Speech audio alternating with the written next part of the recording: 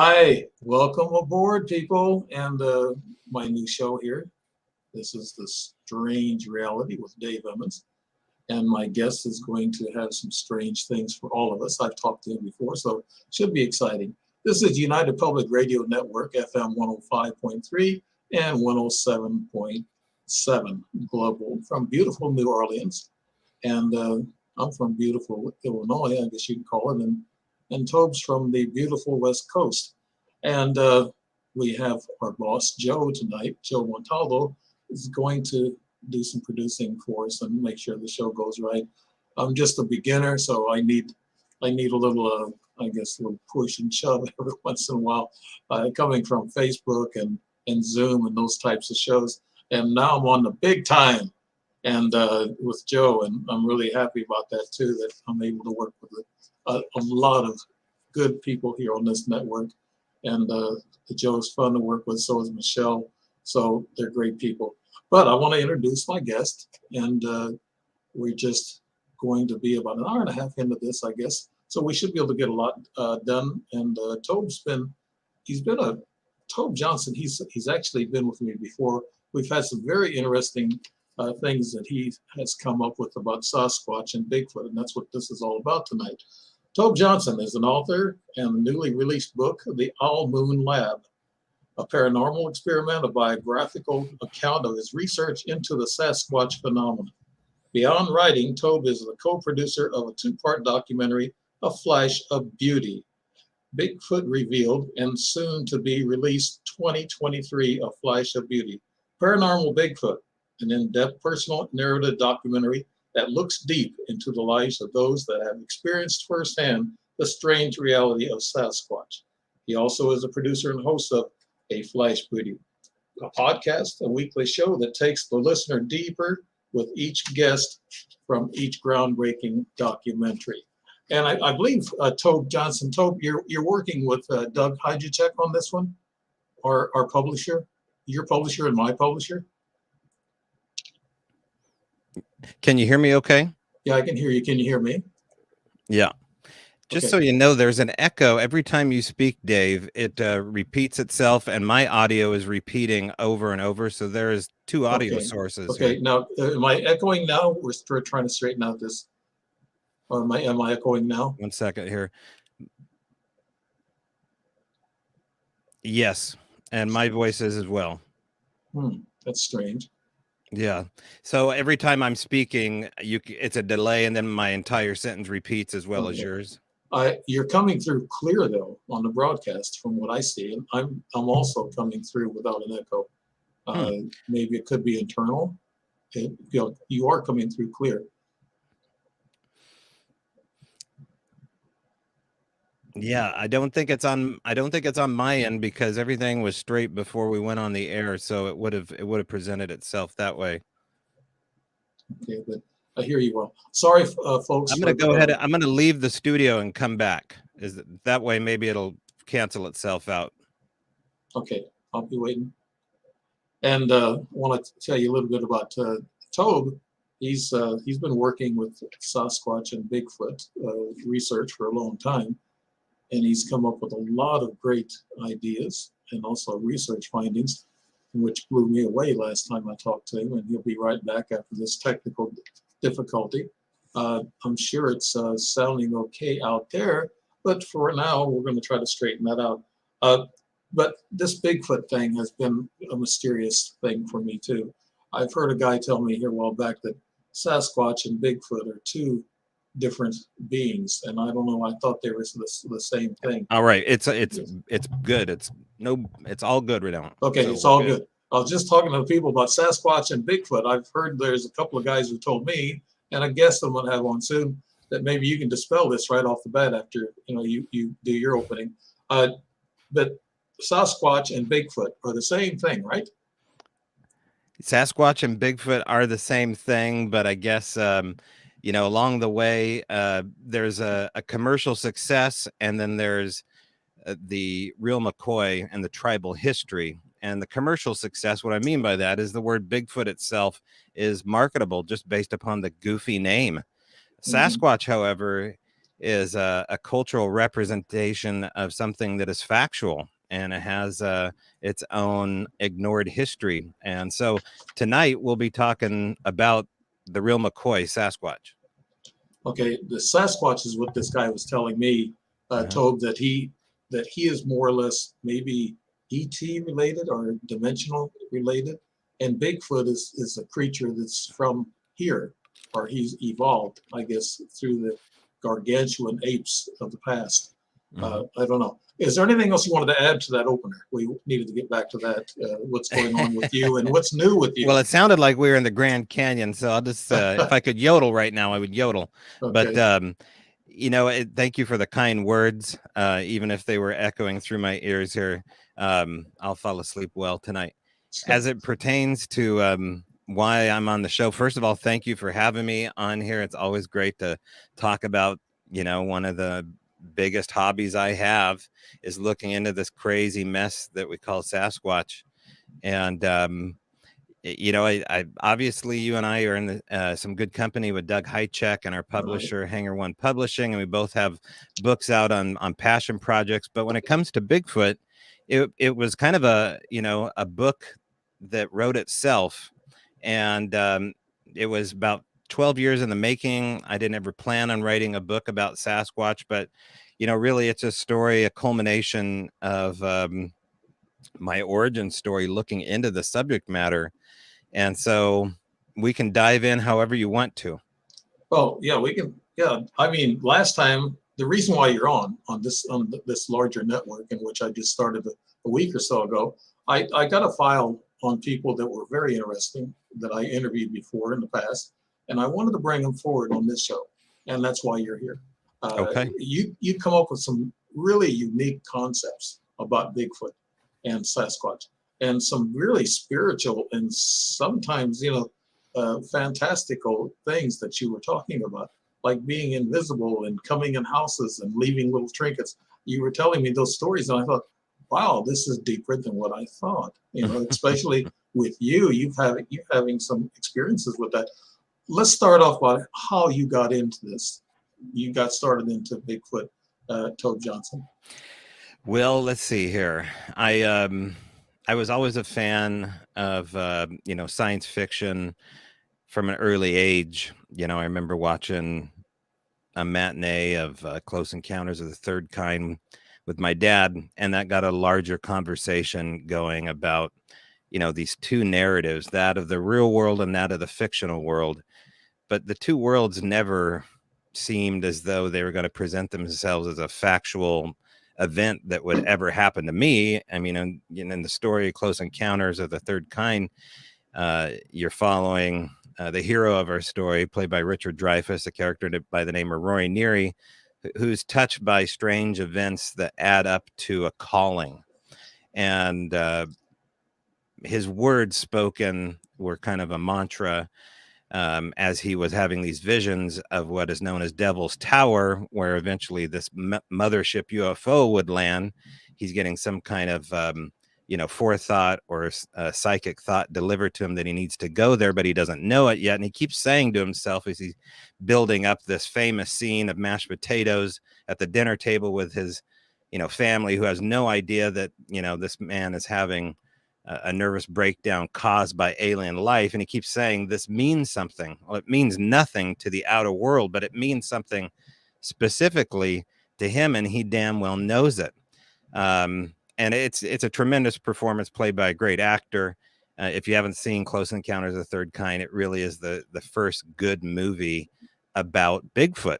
Right. And Now, I was on Joe's panel the other night with Tom Wood, a great artist, great guy. And I asked him, is there any seed planted when you make a drawing, or just like Spielberg, you're talking about Devil's Tower? Is there something that they know that we don't know? Maybe they kind of elbowed up with military people or secretive people and found out what aliens look like and what alien ships have done. Maybe that was a real story. And I asked Tom that, the artist, and he said that he had dreams as a kid and he saw some of these visions, but they were kind of like visions that he dreamed of. So they come out that way. But Spielberg and these other people, I think, are talking to secretive people, and they're finding out things. You know, elite rich people can find out anything they want, right, Tobe? Yeah, I think that you said a lot there, and when it comes to what the in place powers that kind of pull the strings here beyond the CIA, these individual companies, these networks, they're implanted in the culture, and in particular, what you watch and what you hear and what you ingest. And of course, they're influential in Hollywood.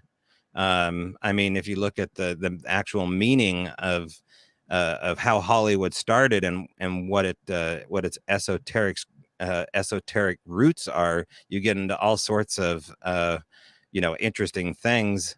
And I think that the places like the CIA certainly know those kind of places are important to deliver to the masses information that they want to deliver out. So whatever happened with Spielberg and Close Encounter of the Third Kind, I think it's an important milestone for us to look at and say, okay, now why would that film be important for them to show you if they were involved with it, and what's the message that they're sending out? So it's an interesting story, and I think it is kind of a Bigfoot story. I said that earlier. I know it's a UFO alien story here, but we don't really know what Bigfoot is. And because of that, I kind of put them in the category of these other things like ETs and these little grays. Brings up the first topic here, Sasquatch reality. What do you think Sasquatch and Bigfoot is, Tobe? You've been doing this for years. Well, I've come to call them, if we're going to jump right into it, they're of two worlds, and this goes back to what the Native Americans told me early on.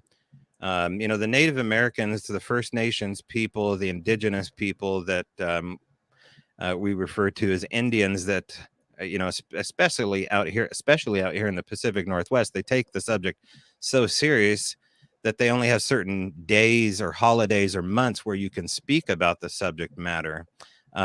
They still have reverence enough to it to they put it on the bottom part of their totem pole, which is the most powerful position, along with all the other real beings that exist out here in the Pacific Northwest. And they talk about them living between two worlds, and that these two worlds commingle once in a while, and that you can have these visitations periodically with them, but really they're separate. This is a separate tribe, and that they need to be separate for whatever reason. And so that angle always I thought was fascinating, because it reminded me so much of all these other stories of these other beings that live separately, that seem to be peeking in on our world, and we're peeking in on theirs. Although I think they're peeking in on our world a whole lot more. And so I call them land spirits, that they are of the land and they are flesh and blood, but I think mainly they live as an energetic, and we can talk about what that is, but for the most part, let's just stick with spirit. They're of the spirit world, and that would explain so much of what these witnesses have told me over the years in private about what's happened to them. Now, you were talking about Native American Indians. Do they consider Bigfoot or Sasquatch a shapeshifter? Well, I think so. I mean, yeah, absolutely. I don't, every tribe has a different version of how they handle the Bigfoot problem, and they don't all agree on it. But certainly, the idea of shapeshifting is something that you can see within the culture of the First Nations people, and certainly in the world of Sasquatch. There's tribal dances, ceremonies dedicated to what they call the basket woman, or Tonaqua, who is a cannibal, a female Sasquatch that throws children in her basket and runs off into the woods and then eats them. And within certain dances like that, you will see this transformation effect through these masks that they've created, where something else is transpiring between these two worlds again. However, the waters get murky here, because now we're in the world of the skinwalker, and the world of the skinwalker and shapeshifters. Is it the same phenomena? I mean, we're literally jumping into the deeper, bigger, cooler questions. And I guess that's what I would like to propose here, is that I'm just trying to wrap my mind around what the hell are the right questions to ask. I don't even think we know the right questions to ask about this phenomena yet, because we've been so dumbed down by Hollywood with the stupid idea that these things just have big feet. Well, you think God has big feet? Do you think that space has a big bang? I mean, yeah, there was a big bang, but that is the dumbest word to describe what happened as far as creation. We're talking about something far beyond these ridiculous terms. And that's why I like to call them Sasquatch, because there is this beautiful imagery, this mystery that is why I'm involved with this, is because of this, the strange mystery that is Sasquatch. So to answer your question, I have talked to lots of witnesses over these years since about 2008, 2007, and they talk about exactly that they saw a Sasquatch run behind a tree, and out the other end ran out a white wolf. These are the kind of stories that you will hear. Right. I talked to a Native American out at the Hopi tribe out there in New Mexico, and this elderly lady, when I asked her about shapeshifter, if she ever seen one or a skinwalker, she looked at me and with fear and turned and walked away. And the younger guys that never talked to the elders about that, they're afraid of that because they've all seen skinwalkers or shapeshifters out there, and that's phenomenal. But here you talk about the links between Sasquatch and the witness. Tobe, what do you mean by that? The witness and the Sasquatch, it's what the eye beholds, I guess. Well, getting back to what you were saying earlier, the First Nations people believe bringing up the name invokes the spirit. Words have power, and so they will. I've seen them talk about that before in public, and privately they go smudge themselves and do a ceremony of protection after they even talk about it. And Sasquatch is sometimes in the same category. I've been told point blank, they didn't say this, but I got the overtones. Hey, you dumb white man, we can't talk about this till such and such time, and then we can bring up, in this case, the term was of a Kalapuya First Nations gal talking about Chichu Chippy, which was the Kalapuya term for Sasquatch. Gal's named Esther Stutzman, who's an oral tradition specialist and talks about the Kalapuya stories. And so, but getting to what you were asking me about witnesses and shapeshifting, is that you have these two categories of witnesses. And so let's start here. The first category is those who are interested in the phenomena and eventually may have a sighting of a roadside 3-second sighting, and that's it. That maybe they're hooked, maybe that's all they get. That's the story. Let's go to the other classification of Bigfoot witnesses and experiencers. These people who I call Sasquatch contactees. These people tell that they tell tremendous stories that they have Sasquatch in their own backyard, that the phenomena is within proximity of their home, and it is on their acreage, and it interacts with them through these puzzling games, almost this give and take, and that they have ongoing interactions and ongoing sightings. But it is so weird and so crazy that they can't seem to predict how it's going to happen. So they can't get any evidence of it. And they do talk about things like shape-shifting. They talk about how they will control animals around to divert attention, or how, like I said, they'll come out the other side of the tree and be another rare looking, obviously Sasquatch being the most rare, but a white wolf running out the other side of the tree, pretty darn rare. So yes, I mean, this is also goes back to these indigenous stories about how these animals aren't just animals, how they communicate with the spirit world. Right. And another thing, the dimensional aspect of it, I've heard witnesses, as you're saying, they have talked that they jumped out from behind a tree, took 1 or 2 steps, and they were gone, disappeared. So right. Are they jumping dimensions, Tobe? Well, I don't have any proof of anything regarding vibrational states and quantum physics. But you can certainly dig into that world and find that there's some interesting connections between what these Sasquatch contactees or extended experiencers or habituators that deal with this on a personal basis. Their families do. And they will talk about them having these puzzling powers to where they can cloak, how they can walk through heavy brush without making a sound, how you could turn around and have one standing behind you, while you're standing in the middle of a gravel bed where you'll hear the slightest of sounds. Certainly coming inside locked areas without opening doors.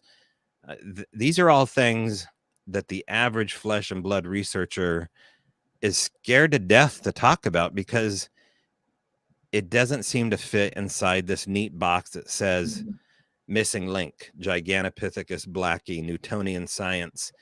Here is where we will focus our attention only. And I think that's a mistake on their part. Although, here's how I feel about that. Those that are invested in the flesh and blood, it's probably best for them to be invested in that, because this taking the, to use a Matrix reference, to take the red pill is to never look back at the old world again.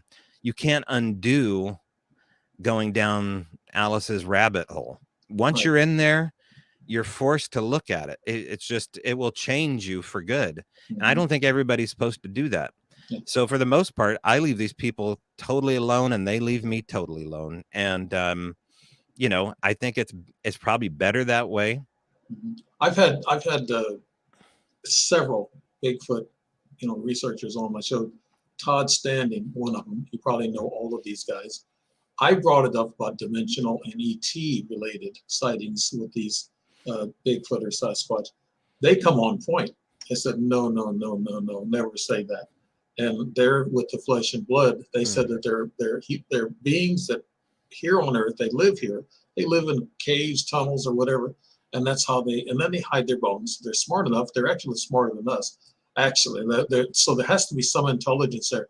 But yeah, just like you're saying, the flesh and blood thing with them being here, and then the dimensional aspect and the ET aspect, I'm confused. And what about your first? Did you ever see one? I have never seen a Bigfoot. Have you ever seen one, Tobe? I think you talked about hearing one or something. Yeah, I think that's an interesting question to answer. But I like the first part of your question here too, is this omission of evidence from these communities that have invested so much time and effort, money. And that's something I never really looked into, is the temptation to keep that revenue stream coming in. It doesn't come in so readily when you start saying these things are ET. Yeah. And I think that that's part of the issue. Now, that may piss people off, but it's true. I mean, if suddenly, you have some, fundage coming your way to look at X, and all of a sudden you say it's Z, that revenue stream totally changes. And it's not easy being made fun of because you say words like cloaking. It's not easy to sit back and, and research this from a different angle and, fight the narrative that has been accepted for so long and say, no, I was wrong. There's researchers out there that say that it's okay to be wrong, but yet they refuse to admit that they're absolutely wrong about things. And I can say, certainly looking into this in the beginning, I was wrong to think that this was only a flesh and blood manner, and that somehow you had to be high or crazy to think that this was supernatural. If you spend enough time looking into this phenomena, and I mean, we have a witness in a documentary I helped co-produce with Resonance Production out of Portland, Oregon, called Flash of Beauty, Bigfoot Revealed. And there is a witness, a researcher, author, Joe Bielart, who wrote Oregon Bigfoot Highway. It's a best-selling book out here. And Joe's talks in the documentary about, a famous wildlife biologist or naturalist that says that you got to be in the woods I think he said over 200 or 300 hours in a particular area in order to start to interact with the nature around you. Now, I think that's pretty damn true. I think you got to actually kind of live there for these things, for Sasquatch to start to come in closer to you. And so that's our story that we're about to tell the audience here, is this place where this happened, where these 200 or 300 hours added up to 1,400 hours worth of recorded audio, is a place in a little town called Cottage Grove, Oregon, a place that I ended up calling the Owl Moon Lab. And it was at this place that eventually we all had sightings of one kind or another. We had 15 witnesses at least come in and experience the phenomena from all over the U.S. And so, yeah, I did end up seeing something that I can only imagine was a Sasquatch based upon how it approached, how it left, the size of it, and the attitude. Let's put it that way. Yeah. I guess what we, in the ET and the ufologists, and also with the Bigfoot researchers, there are two different camps. Like you're saying, there's some that believe this and some believe that, and they don't want to cross. They don't want to talk about it. And then some people say, well, none of you guys know the truth, do you? Well, when it comes to ETs and UFOs, I haven't figured everything out myself. And I've been involved in that most of my life. And you, with Sasquatch and Bigfoot, you're saying that you still don't have everything figured out. Now, when you were a young kid or whenever you got interested in this, could you tell us, Tobe, how that started with you as a young kid? Were there things that happened? Well, I never want this mystery to be figured out. I'm not interested in, I love the fact that there's little breadcrumbs along the way that I can follow and say, oh, that's interesting how that adds up to be something repeatable, or that seems to be factual regarding Sasquatch activity. But as a kid, beyond watching a matinee with my father, let's fast forward from circa 1979 to the year 2008 or 9, probably more like 2007, actually, now that I think about it. And it was a little town of Thurston, Oregon. I'd already gotten married and divorced. I was shared custody with my wife and my son, Jude, and we were in a pretty well-known suburb, kind of a rural suburb area on a mountainside around February. And we were headed up the backside of a trail to these cliffs to have lunch between my son and my ex-wife and share some time in the winter. And he ended up seeing what looked like a human-footed track, a bare-footed, 5-toed human-looking track in the icy mud going into the blackberry brambles. So that was pretty strange to see a barefooted track in February in the icy mud going to the blackberries. So we put a little hiking whistle next to it to give it scale, and snapped a photo. Put the photo away. One day I get a message from my mother that, hey, you remember that Bigfoot photo you took, or whatever that track is? It turns out that a guy that goes to church with us, a guy by the name of Ron Olson, was a pretty big Bigfoot researcher back in the 70s and 80s. And he did a movie up in the Three Sisters Wilderness about it. He wants to see this photo. And so he took a look at the photo, and that's kind of how our adventure begins, is by this Bigfoot researcher checking out this, size 13 or 12-inch footprint going into the blackberry brambles, and my son and I having this new mystery, and this Bigfoot researcher saying, hey, they're real. I don't know what you got here, but certainly they do come into neighborhoods. And that really was, something I wasn't prepared to hear, because all I knew was Patterson-Gimlin way out in the woods. Mm-hmm. All I knew was the mysterious encounters footage and, everything I'd seen about them out in the dense areas, like, Jane Fossey or Diane Fossey and Jane Goodall had to get out way out in the bush to study primates. And I thought, well, that's the same for this. No, not according to this Bigfoot researcher. And so when I found out that it's a possibility that that was, a track of something that was coming into the neighborhood, I wanted to meet more of these people that believe that. And so I started to talk to them. Once I started to talk to them, I started to put them together in the same room. And I started something called Bigfoot and Beer, where people could meet in the mountains, have a pint, and tell Bigfoot stories. And then that's when everything started to unfold. So the more beer, the more stories. Right. Yeah. If you want to hear a good Bigfoot story, you just drink fill some them beer. full of not I won't say that here. I'm not going to talk about that. But we go way back with Bigfoot. Actually, Teddy Roosevelt, he was a hunter and he was a wilderness guy. He had Thomas Edison and he had Henry Ford with him. This was back in the late 1890s, somewhere in there, the turn of the century. They were out in the woods. They spent about 3 days hunting. They had their rifles and they heard the biggest crashing sound and roar.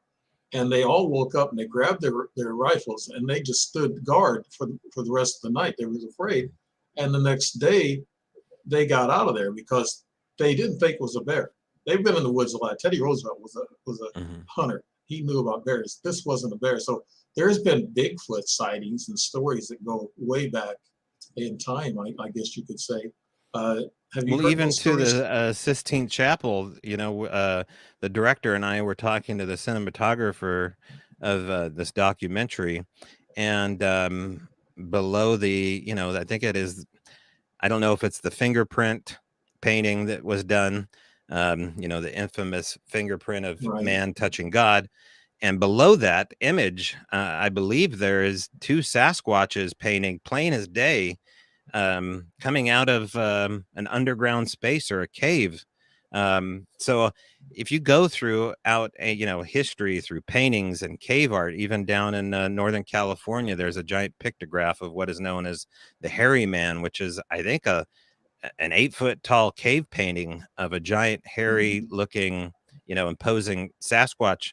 So it's in the same vein though as UFO paintings and Renaissance paintings and imagery in Utah of what look like aliens interacting out of portals. You'll also see these Bigfoot images. Since you're talking about having those meetings and drinking some beer and talking about things, you talk about 2 categories of witnesses. What were you referring to there, Tobe, about the categories of witnesses? Well, the sane and the insane. No, well, we touched on it earlier, and this would be called that a few times. Yeah, this would be the classification of what I call Sasquatch contactees. These are the people that claim to have repeat visitations and interactions, and then possibly some kind of relationship of one brand or another. And then there's just the plain old witness that says one done crossed the road at 2 a.m. and I got, a blurry picture. So those are the 2 classifications. And yeah, of course they vary between those 2. And I'm, these are stereotypes, of course.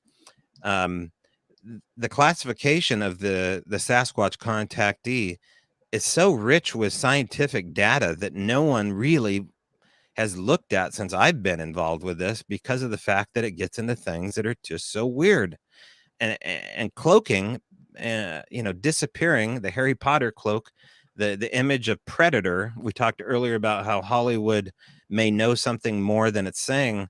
The movie Predator with, Arnold Schwarzenegger, is absolutely what people describe seeing Sasquatch do.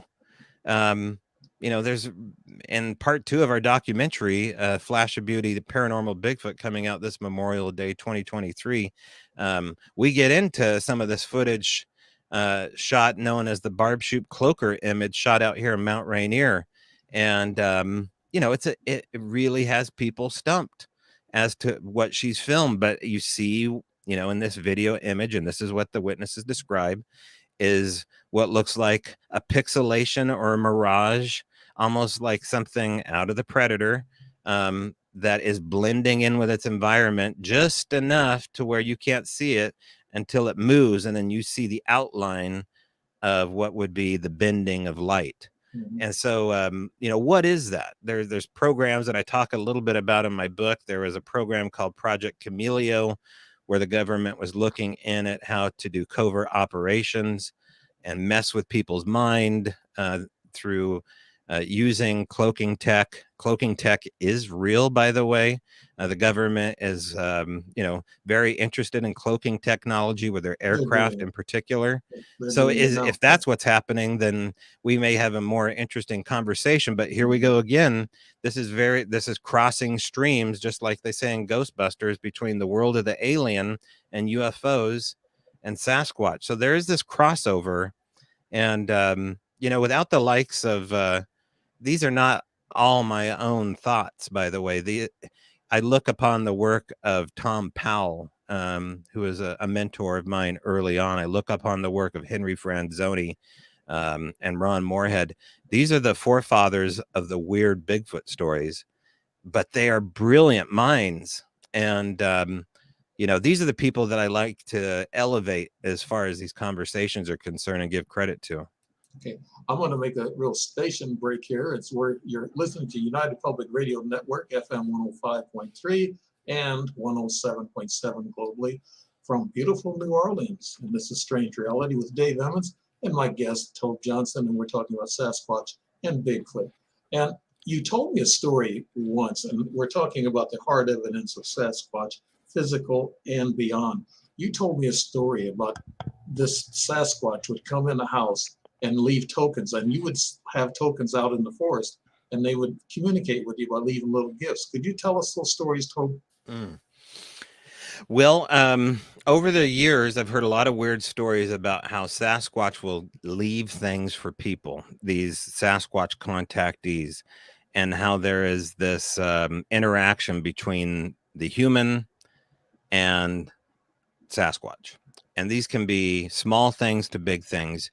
Usually it starts off with a hot spot, be it on your property, maybe out in your backyard, or in the forest that you go to, a secluded spot where you go do your Sasquatch stuff. And maybe it's preceded by a wood knock when you get out of your car door, or a whoop, or some kind of sign that they're there. Generally, it's in the daytime when these interactions seem to take place, because generally Sasquatch contactees are not interested in getting evidence. They're really interested in the mystery itself, a lot of them. And a lot of them don't even want to be known, by the way. And so these gifts, or these little tokens, we'll call them, are given to them in these power spots, and they can be left out in the open. But man, oh man, they tell you with absolute conviction that they'll get these strange gifts inside areas that just seem impossible to leave gifts, including inside a locked car. They'll find a toy sitting on top of like their steering wheel balancing. They'll go inside their house and maybe, find a white feather sitting on the kitchen counter. They'll come inside their house another day and they'll see a rock the size of a softball. And I'm referring to a specific person right now that found a softball sized rock sitting in the middle of the Persian rug. I myself have found petrified wood sitting in the middle of my sink in my camper. I've found all sorts of stuff that I can only attribute to something of a spiritual nature. Now, why do I think it's Bigfoot? Well, I don't really know that it is, except for the fact that you find attributes, and these people find attributes, including what I talked about earlier: wood knocks, whoops, eye shine at 8 feet, handprints all over the window, these little stick glyphs left near these gifts where something has spelled something out almost in a runic alphabet and set these twigs by these gifts. And when you see a large, greasy handprint, maybe 2.5 size the diameter, the width of my hand on the bed of a truck, and the back of the pickup truck, the bungee cords have been ripped off the hooks, and the bungee cord is 9 feet away in the gravel yard, and here you have these giant hand, in this case 4 giant fingerprints that are laid across the bed of the truck. It starts adding up to something way beyond a hoax, that's for damn sure. And it seems to be, it starts with the world of Sasquatch in my book, and then it goes to these other places that I'm forced to look at, including the world of the ghost and the world of the alien. Right. Yeah, I asked that question a lot with a lot of people that I know that research UFOs and Bigfoot. I said, what's the difference between a poltergeist, a ghost, an ET, even an angel, and even a disappearing Bigfoot? And they said, there is no difference. They're dimensional. They all come from the dimensions, or their dimensions. We're in the 3rd dimension, then they come from the 5th, and on up to 11 dimensions, whatever, but more. But they come through. Time and space is not a problem with them. They can be here instantly and come through those barriers and those veils. But you were talking about the cloaking of Bigfoot, and he had to be invisible to come in these people's house to do this stuff. And also in your house, they had to be invisible to do that. Is that why you call them spiritual, Tom? Well, land spirit, that's towards the end of my book, and it has to do with me getting real specific with the phenomena, and basically just being upfront and saying, okay, what are you? And I got an answer. I'll save that for the people that are interested in it.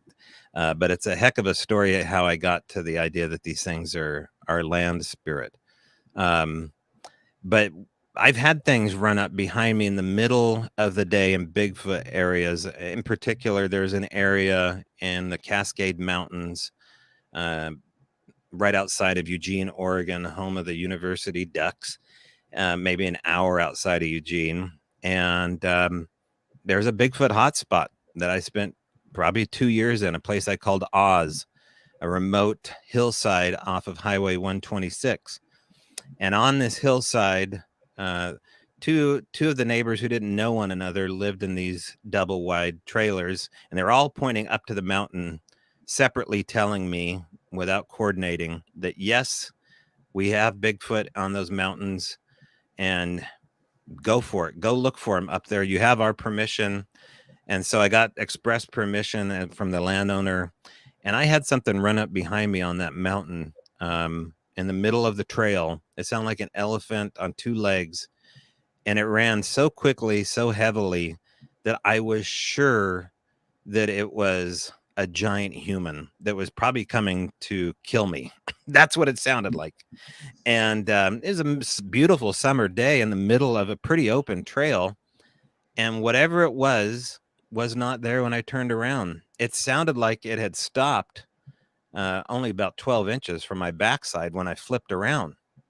Now, that really opened up my eyes, because I absolutely knew that there was somebody coming up that trail to kill me. I mean, it sounded like someone was going to get the jump on me, but the sound was crazy. Now no scent, nothing else that you could actually pick up on. Not that time.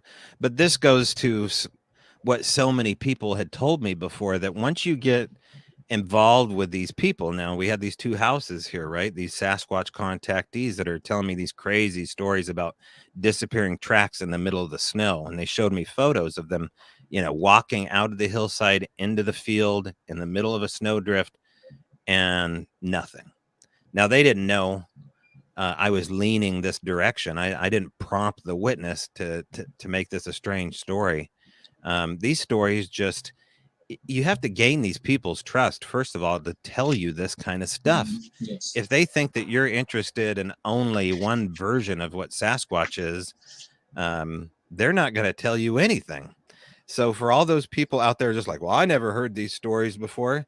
Well, if you show up and be a jackass, they're not going to sit there and give you the keys to the kingdom. You have to have an open mind for this crazier stuff.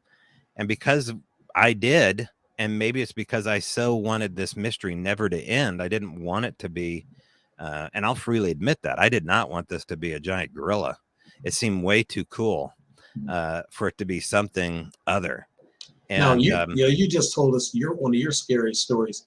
Have you heard, out of these people that you've been talking to and researching, what are some of the scariest stories you've heard told about Sasquatch or Bigfoot?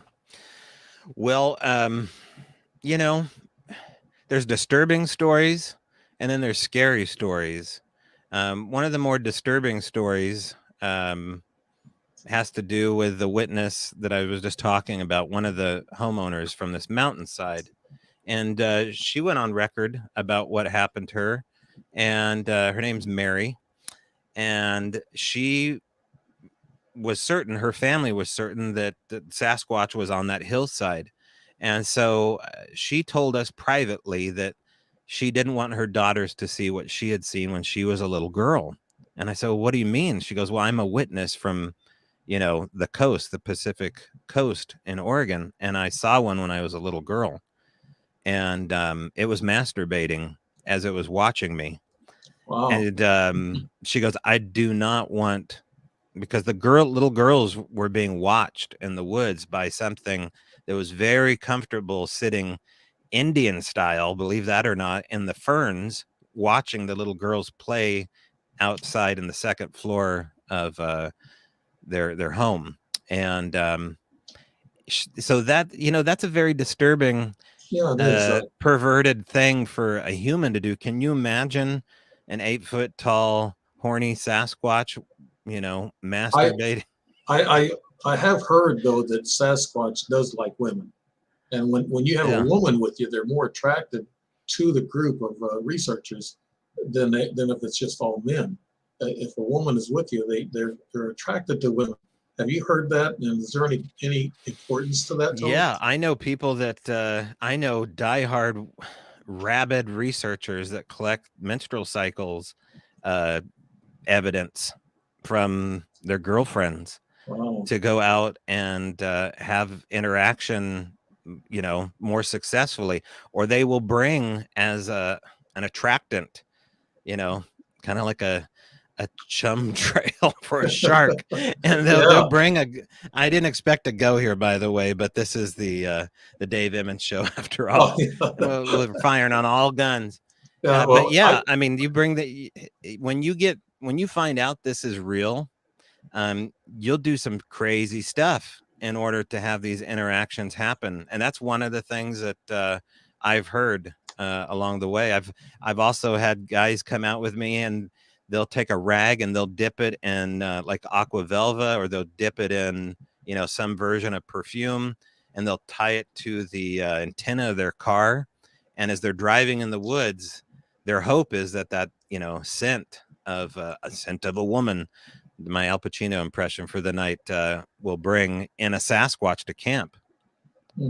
Well, yeah, I like asking the ridiculous questions sometimes and getting you into that. But yeah, you're really digging. I really drug you into that, didn't I? But that's the first I've heard of it, though. And also, when you were on my show once before, it was the first I've heard of invisible Sasquatch coming in the house and leaving trinkets, and you were involved in that.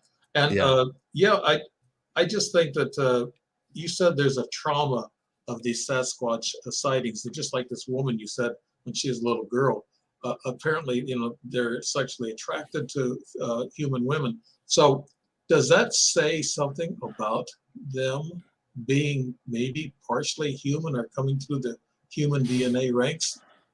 Tobe? Yeah, if I'm going to guess what's happening, I think when they're here and having a physical interaction, they have physical issues. They have hunger, they bleed, they shit in the woods, they do all the things, and I think that they can have a physical yearning.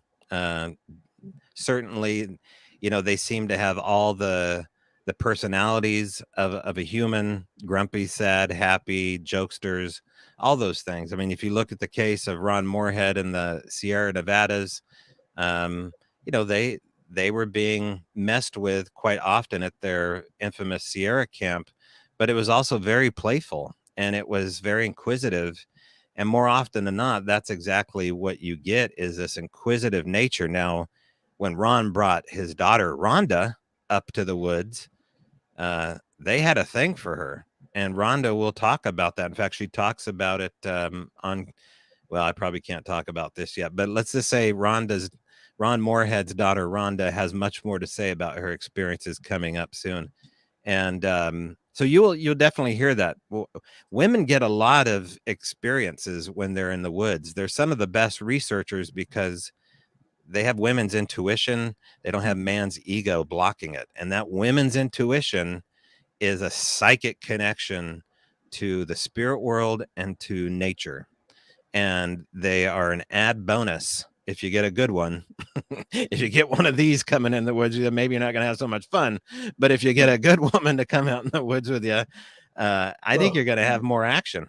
Yeah, well, you're telling me something my wife tells me all the time. That she said men are crude and rude, and she says, yeah, you got to listen to me and listen to what I tell you, so you don't be so crude and rude. But I went to get an eye exam today, and they put that stuff in your eyes and dilated. And you're talking about your owl lab here, and I was looking like an owl there for a while because I couldn't see for about 3 hours, I think. It was weird.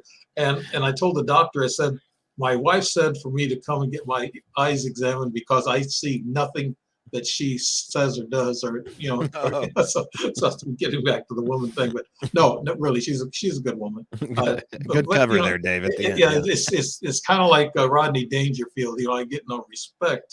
So yeah, but no.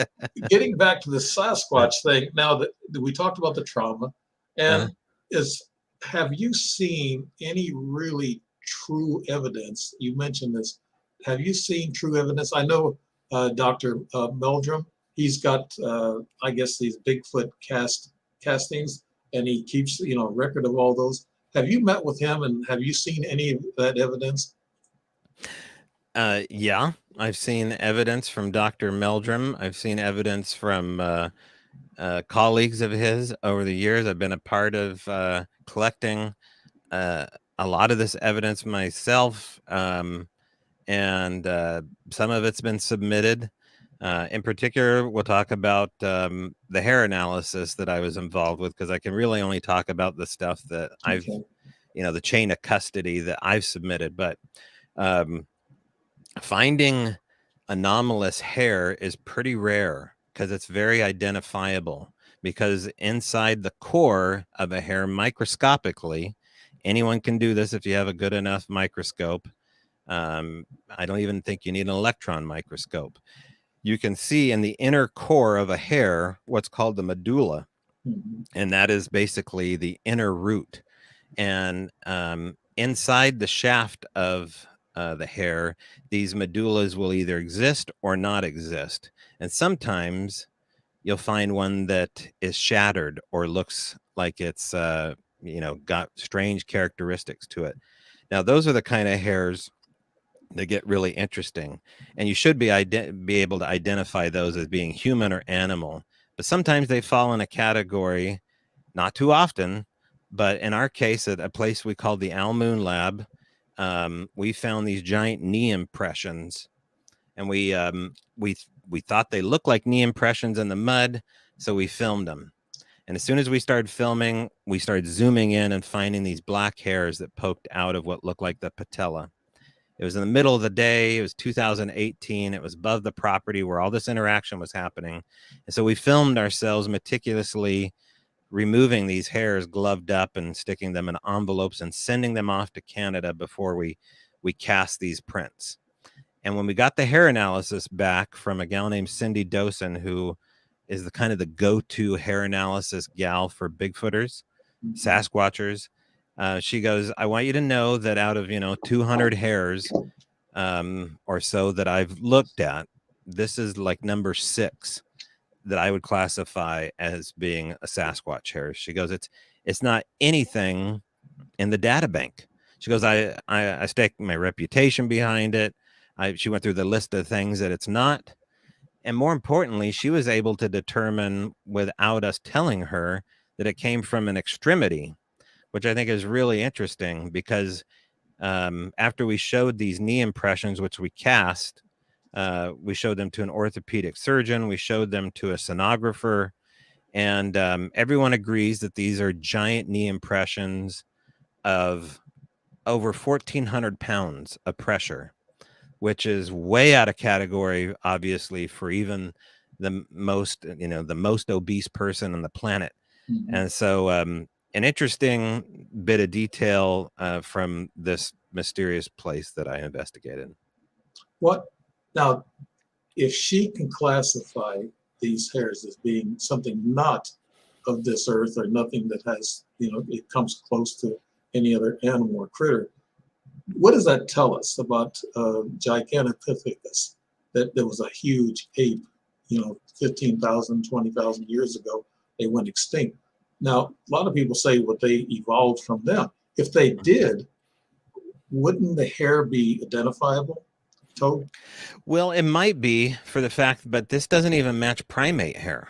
This is human-like hair, but it doesn't match other.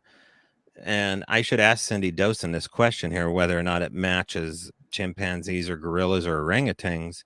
I will tell you that, on sight, generally these hairs are black. They're they almost look dyed black, human-like hairs. I mean, not fur. That's one thing a witness will tell you straight up. They didn't see fur on the Sasquatch.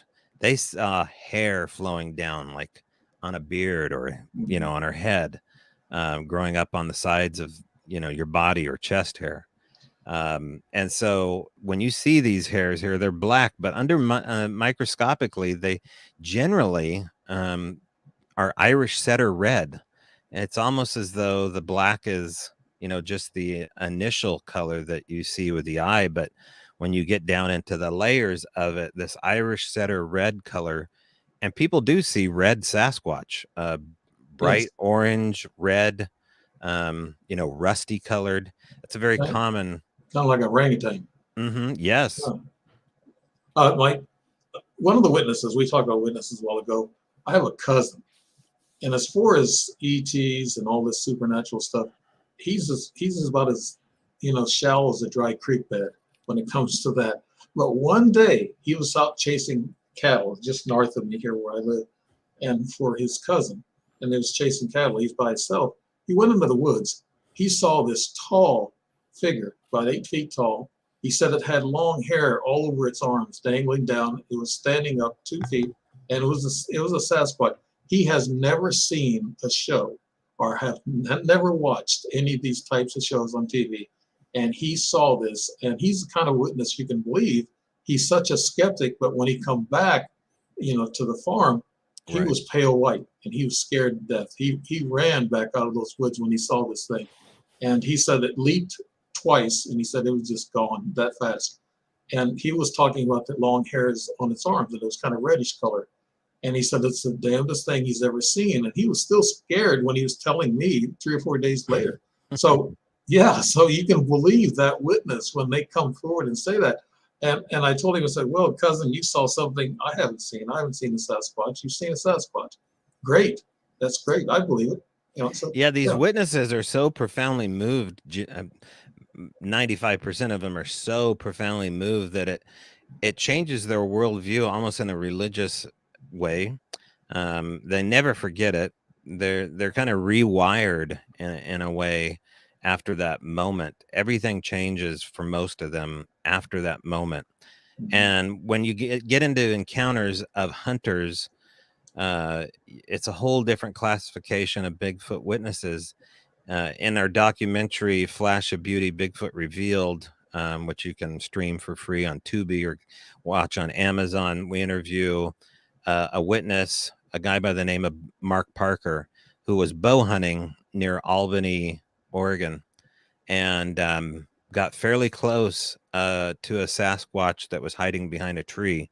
And here's a guy, his whole, I think he was even a sponsored bow hunter at one time, a professional bow hunter, really, and certainly knows his wildlife. And he was having a visual experience with something that looked like half man, half monkey hiding behind a tree, and knew for certain it wasn't anything classifiable to all the other bow hunters. And these are the ultimate predators, really, these bow hunters, because they have to get close, they have to be quiet, they have to change everything in order to strike at a distance of probably less than 100 yards away with their bow for sure. And so yeah, it's quite something to talk to these guys and watch them. So I've seen some of these guys tear up when they tell me their encounter, and it's not even those their encounter was scary, like it didn't chase these bow hunters out of the woods. It's the fact that they can't go into the woods the same way anymore. I mean, imagine if you couldn't hop on the radio because you thought a monster was going to jump out of the microphone. And so every time you stepped up to the microphone, that's Sometimes the it way these does. you know what I mean? And Yeah, I mean, when you have a technical glitch, I guess that is what yeah, happens. But yeah, yeah. but these Earlier guys, on, yes. when they step into the woods, they go back to the fact that they're not the alpha predator anymore, and that they're going to be outsmarted as soon as they hop in their pickup truck. Let me ask you this question. I see these Sasquatch Bigfoot hunters on TV a lot, and you got this lady doctor, scientist, and two other guys. They go in the woods. They come close to seeing these things in infrared. They can pick them up on infrared camera and they disappear. Now, Sasquatch, Bigfoot, slice Bigfoot, whatever. Do you think they have a sense if you're carrying a weapon, or if you got cameras, they can just smell those electronics, so they know all about that stuff? They're that intelligent, I think. If you go in the woods with cameras, like trail cameras, they know they're there, right, Tobe? Well, I think they know your intent. Yeah. They're so good at reading the human condition that you can't outsmart them. You can maybe trick them once in a while, but I even have trouble with that one. I think they do screw up, but generally they seem to know people's intent so well that you can't outmaneuver them, and you certainly can't outmuscle them. I don't even think you can out tech them. They seem to know exactly where these game cams are in a way that is different than from a deer. I hear the argument, well, Sasquatch can see, the IR beam, and they can smell the plastic, and bears can, find the plastic out in the woods and chew on it. And reindeer see these IR beams as well as deers. That's not what Sasquatch is doing, man. They're finding these game cameras. They're unbuckling the harness of them. Some cases, they're taking the SD cards out and setting them besides the game cam. They are hiding the game cams. They're never real. They're never stealing them. They're never destroying them. And that's something totally different than just regular primate behavior. And it's not a human, because a human would probably steal them. So well, they steal them, yeah. I mean, I leave recorders out in the woods all the time, right? Like I think that's the one thing that they allow is to put an audio device in the woods. For whatever reason, they seem to interact more with a voice recorder, and it's never stolen or taken. Now, it may be messed with. You may hear foot approach coming up there, and then you'll hear something pick it up or flick the mic head, and you'll find the recorder maybe slightly moved. But very rarely are any of these devices destroyed. Right. So we were talking about Joe Montalvo is kind of watching over us tonight. He's the boss of the network. Well, him and Michelle are the boss, and he has sound recordings. I think, Tobe, did we want to play those, or can we play them, Joe, if you're there? Yeah, if they are available, we can go through them and see which ones are available. I don't know if we want to. I think he was saying that clip number 2 and clip number 5 were available, and if that's the case, then we can play those. If not, not quite sure how you want to do it. I will tell you though that we have, there's over 1,400 hours worth of audio that were recorded between a parabolic dish aimed at the woods for over a year and a half and another recorder set in the front yard. And so some of these clips that we have here. There's Joe. He's going to turn it on for us. Let's see what. Thank you, Joe.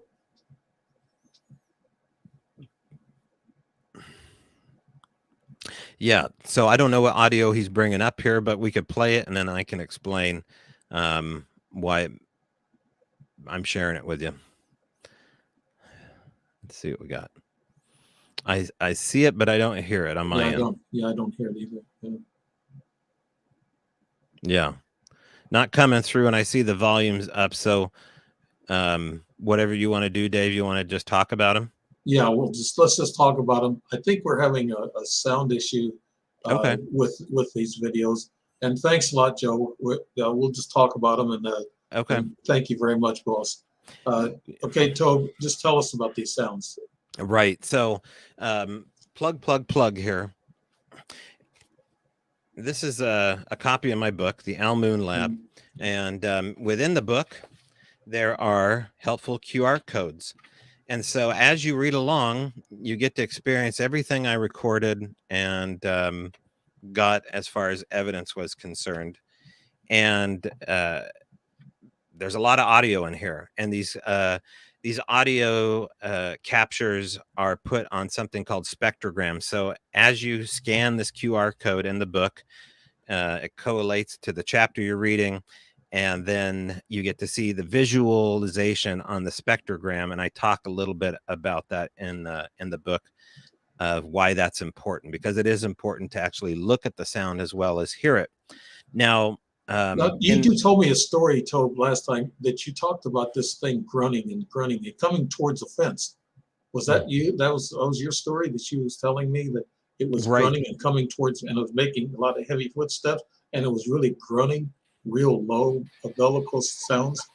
Oh, what are we playing here? Well, let's see, guys. Can y'all hear this? Hold on a second. Okay.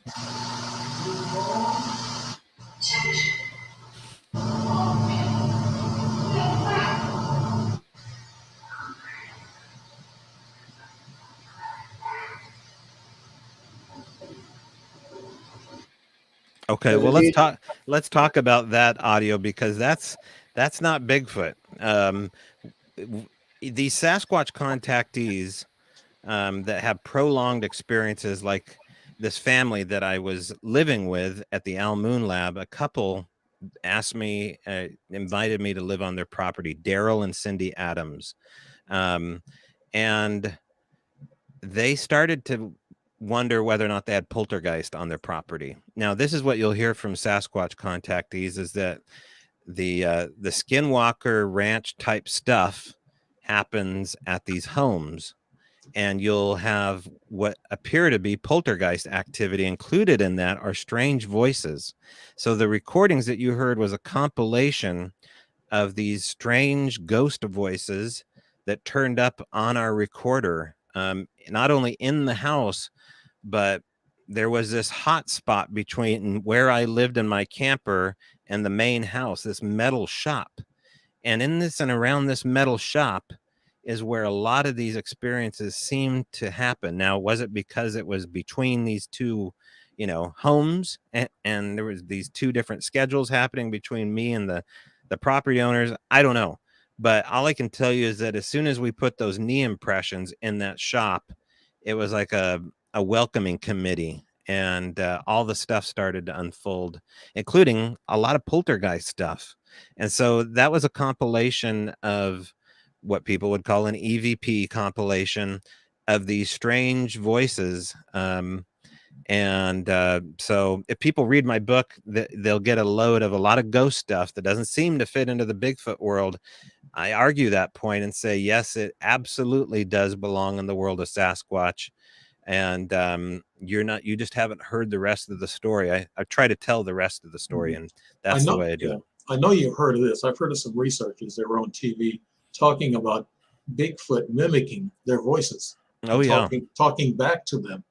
So that tells me there's a high intelligence there, and they're just not mockingbirds. They're very intelligent beings, and they could be something else other than what we think they are, dimensional, ET, or whatever. Mm-hmm. We'll throw it all in one big bag there. But also, let's talk about this low grumbling sound, the ultra sound that they give, that low pitch. Oh, yeah, infrasound. Infrasound, in which it dumbs people down. They actually freeze and they can't move. Have you heard stories like that, Tobe? I've been in the company of people that have experienced it. And it was near this home. It was about, I don't know, 5 or 6 years before I investigated this home. It was around 11:30 at night. I was up in the woods in a hot spot area where we found some tracks It was about a 5-day investigation on this trackway known as the London Trackway. And on a crazy Sunday night, up in the mountains above this trackway, in a rainstorm, with some first responders that were new to the phenomena, some people that worked on emergency services, 2 of them lost their mind in the woods to a degree that they said, I cannot go any further up this trail. They want me to leave. I'm going to puke. I'm going to cry. And this was all at the behest of them seeing something or feeling something that none of us in the group could feel or see.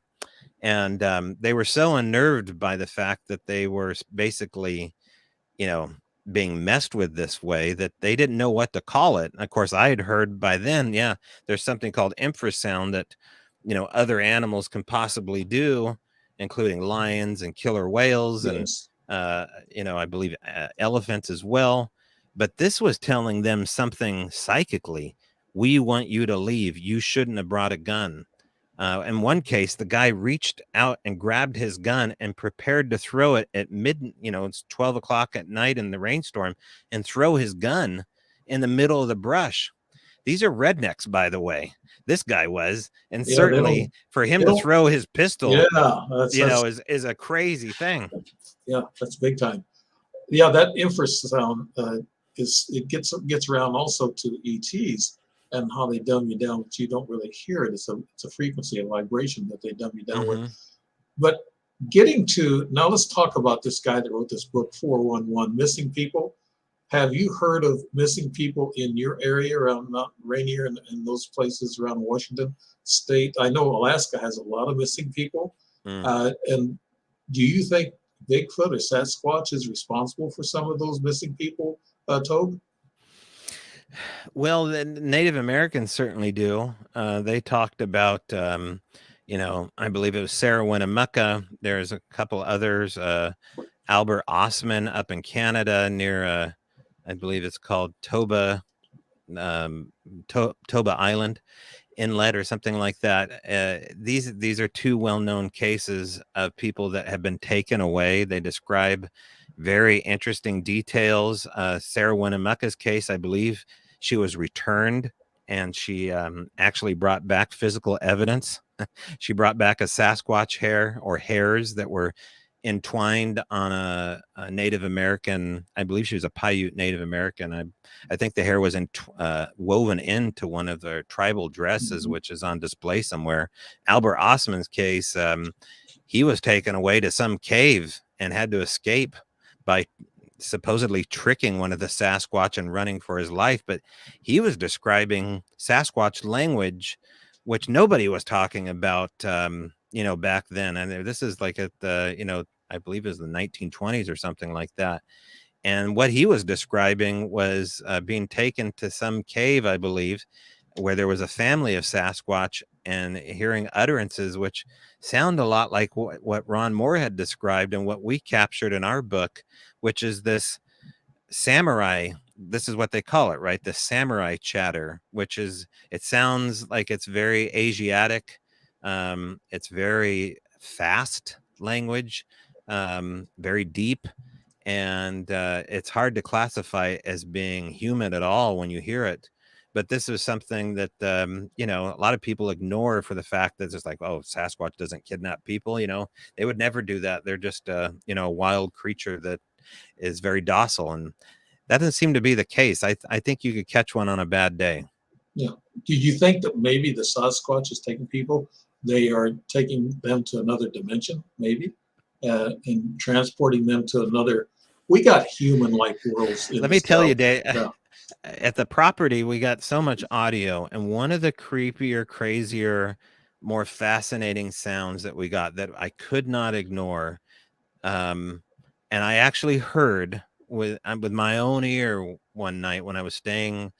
I was camped out in the backyard listening, and it was the sound of a rock being pushed. It sounded like, a 2,000-pound granite boulder being slid.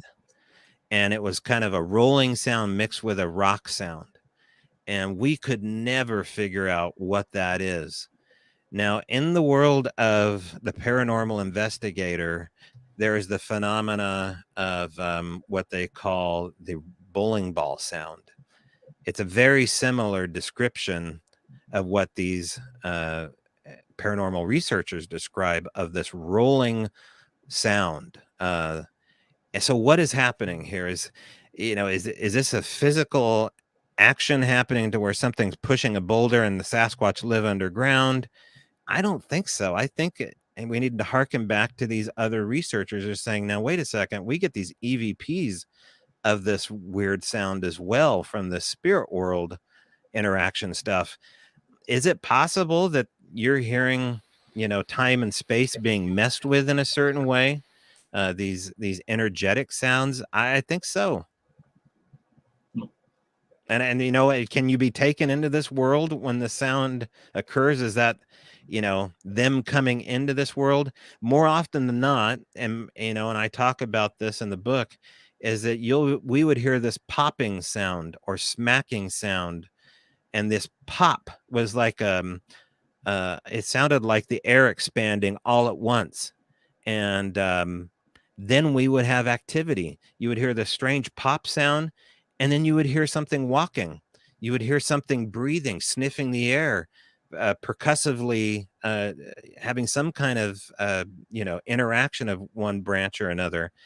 And I think that this popping sound is like a psychic supernatural energy displacing in our world for theirs, and that is the moment that you're having these interaction. Included is this what are called apports, where things appear in thin air, like ghost hunters will talk about coins, pennies from heaven falling down, or shiny objects, marbles, things like that falling from the sky or flashing through the wall. You'll see it in the movie Poltergeist. That kind of stuff happens in this Bigfoot world too, and not too many people are talking about it. That's why you call it spiritual. Now, you told me a story about your cell phone. I know it sounds simple. We're going to try to drag it out of you again, but it's a little piece of something that I remember from the stories you told me. You had a missing cell phone and you were on a boat. Could you tell us that story, Tobe? Right. Well, in the at the Al Moon Lab, we got used to getting very unusual and pointed gifts of significance. And these were things that were placed in odd places at odd times of day, at all times of the day. And they sometimes had to do with things that you were just talking about or discussing. And in this case, this had happened several times by this point. And I had my trailer parked next to this metal shop, and I had this, I think it was like a 12-foot long fishing aluminum boat. And I was a truck driver at that time, and I'd mentioned to the property owner, I'm running a little bit late. I'm coming down I-5. What's happening at the house? What's the Bigfoot news today? And I got to stop by T-Mobile because my cell phone's on the fritz, or I need an upgrade. And so I get home, and a couple days pass, I believe, like 2 or 3 days, and we're out BSing by my probably looking at some weird gift. And as I'm coming along the side of the boat there, underneath the oar of my boat is a muddy cell phone. And it is like when you these gifts of significance, which is this absolutely was, right? They have an earthen patina on them, usually moss or mud, as though they have been exhumed and secured in some place. Sometimes these gifts even smell like a wet cave. They smell like the earth. And this had that same patina. In fact, I think I even have this phone. I have it somewhere on my desk here with me. And to me, that was a total, I mean, what kind of coincidence is that? What's a cell phone doing inside this boat? And Right. so that was preceded by a moment where I had put up Christmas lights around my trailer. Just little, it was summer, but I wanted to decorate and maybe see a little better at night because I was hearing strange footprints and finding stuff around my trailer at all hours of the day, and they were coming up to the window. And I come out to the boat, and Daryl finds under the oar of my boat the same place the cell phone was, a in perfect condition, an antique Christmas ball. It was like a glass Christmas ball with a little tiny holly leaf embezzled on the top of it. It didn't have the hook on it, but it had the little sprig on top. It was placed gently in this metal boat underneath the oar of my boat. Now, it's hard for me to ignore these gifts of significance based upon interactions of things that I'm talking about and doing around the property. Here I hung a Christmas lights. I'm getting this Christmas ball. I'm talking about my phone.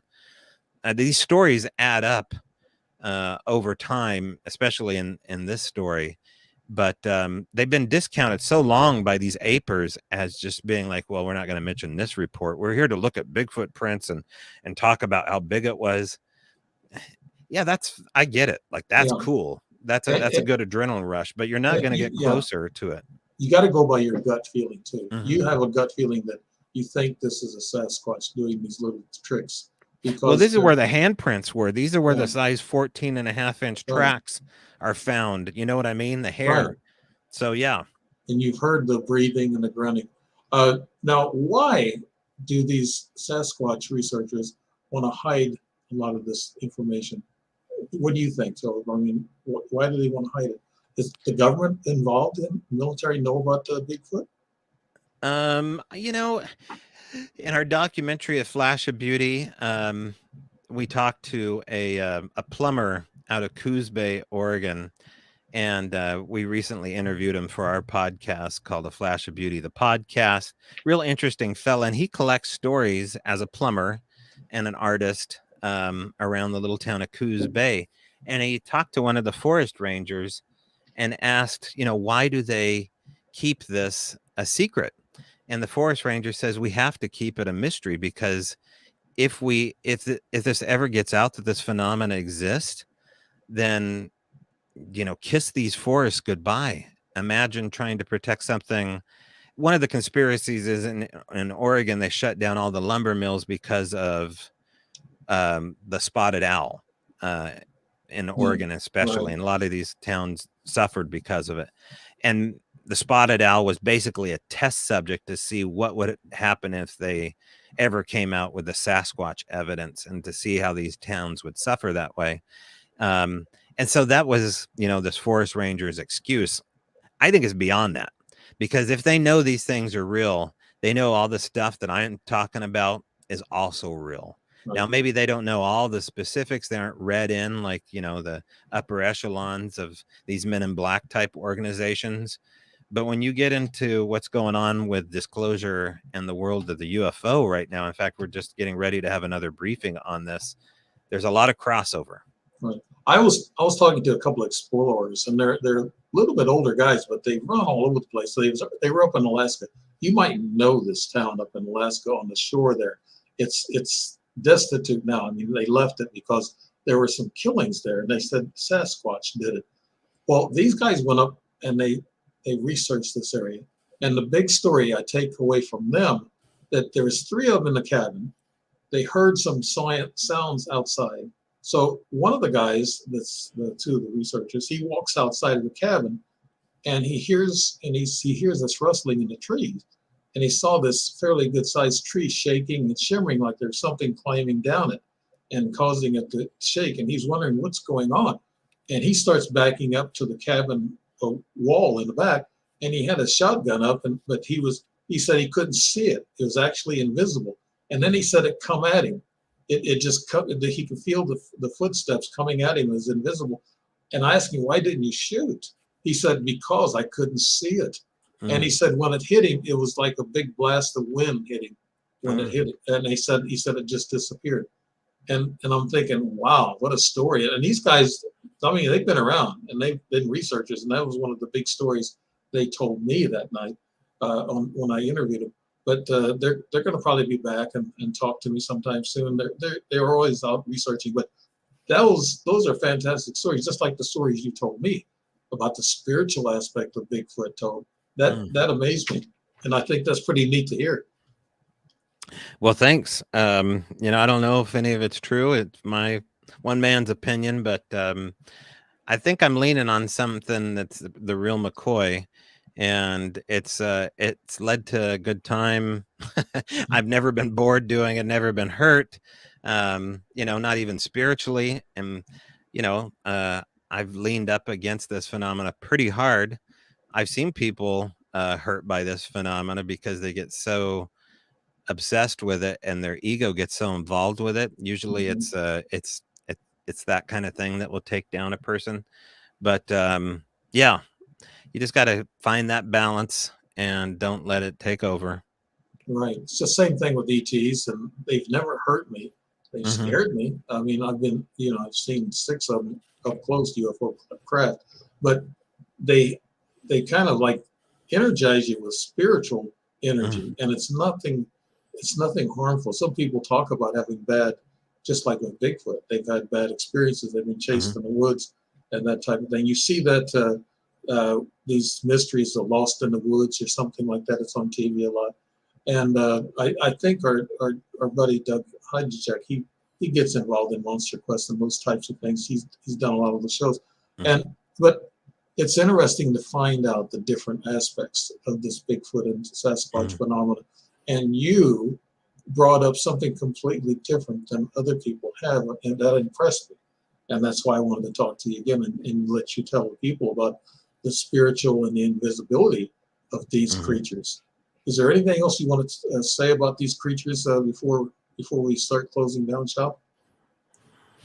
Well, if you want to have an interaction with them, if you want to find out whether or not I'm full of it, you can do that by finding a place name on a map. And what I mean by that is go on Google Images and start looking not over national parks, but remote areas. Try to find older paper maps too, and look for the stranger names that have words in it like Spirit Lake or, Devil's Ridge. If you can find things like Baboon Creek, even better. There's a Baboon Creek in Oregon.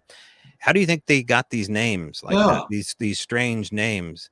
Skookum Creek, these are places that you should go camping with 1 or 2 people. Sit back, have an open mind, stay for like 3 or 4 days. Don't bring a lot of tech. Keep the fire low so you can hear at night. Plan to be skunked the first night and see what happens. Start going to these conferences and listening to these conversations that are off the stage in the Outer Banks and hearing these stranger stories, especially after they have a couple beers. Yeah. And that's when you'll start hearing the real McCoy. Yeah, I like that group that you're talking about. I'd like to get involved in that group. But I want to read off some things here just before we close. The upcoming documentary, A Flash of Beauty, a Paranormal Bigfoot. Everybody should be watching for that. The conference in Forks, Washington, Memorial Day weekend. That's May 26th. And the 2nd annual Forks Sasquatch Days Festival. Guest and a first ever debate live between 2 investigators and witnesses who differ on the supernatural connection and the flesh and blood connection. That should be interesting. Does it get heated sometimes? Oh yeah, we're not looking to get in a big brawl or fight. This will be an elevated discussion. Yeah. But these are 2 strong, opinionated men that are certain that the other one is wrong, and so it should be a lot of fun. Okay, we're going to close the show, and you've been listening to United Public Radio Network, FM 105.3 and 107.7 globally from beautiful New Orleans. Of course, it's West Coast and Illinois right here, the 2 of us. And you've been listening to Strange Reality with Dave Emmons, and our producer tonight is Joe Montaldo, the boss, and so is Michelle DeRocher. She's also the boss. And which they tremendous people. I enjoy being on this network. And Tobe, I just had to bring you on this network. And Tobe Johnson, you were fantastic tonight. I love the stories about the invisibility, the supernatural, and the spiritual aspect of these creatures. Thank you so much, Tobe Johnson, and everybody. Have a good day, and hope you listen to this program and start absorbing some of the differences in which we have going on with a lot of researchers. Goodbye for now.